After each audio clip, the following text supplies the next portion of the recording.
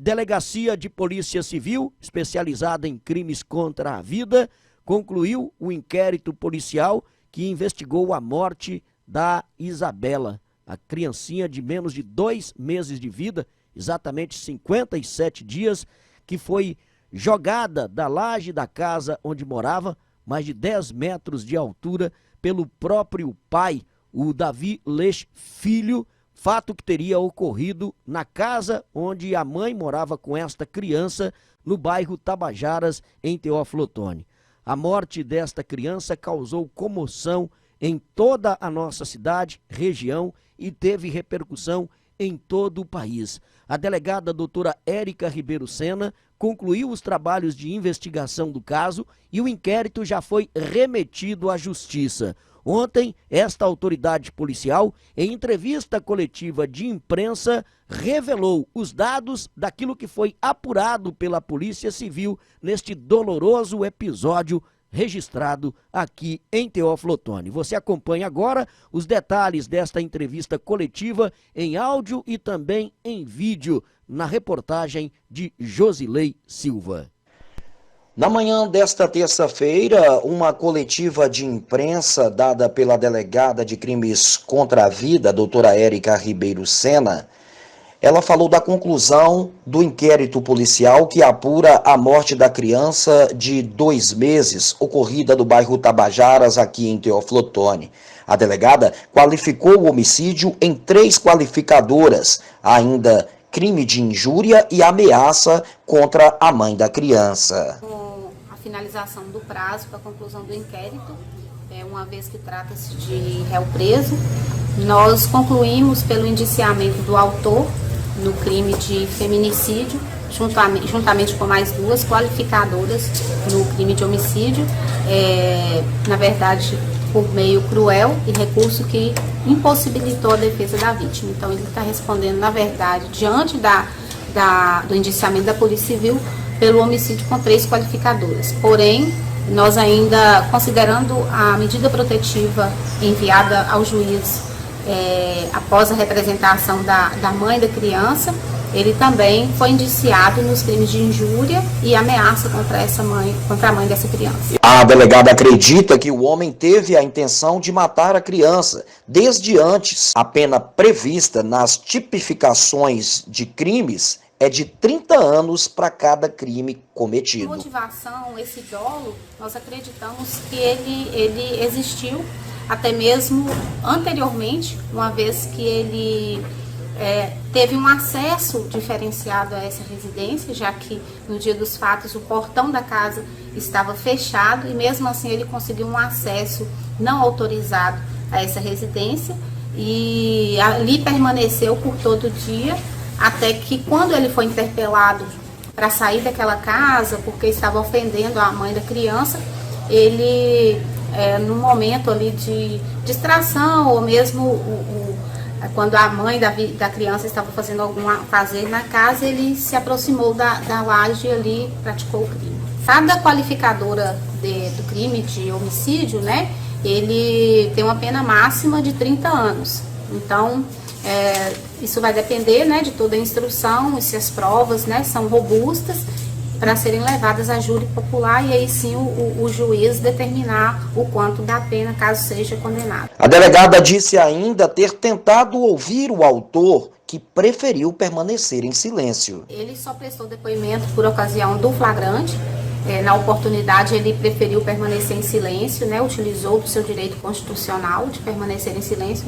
Nós requisitamos ele ao presídio para que, se ele quisesse apresentar uma nova versão, mas não tivemos sucesso, uma vez que ele não foi apresentado e a defesa dele também não teve interesse e nem manifestou interesse em trazê-lo. A delegada afirma que nos autos não constatou uma agressão diretamente, tido como vias de fato, à mãe da criança, mas que a mesma passa por acompanhamento na delegacia de mulheres. Ela mencionou algumas ameaças e vias de fato. A agressão, precisamente, ela não narrou e também não houve acionamento anterior da polícia.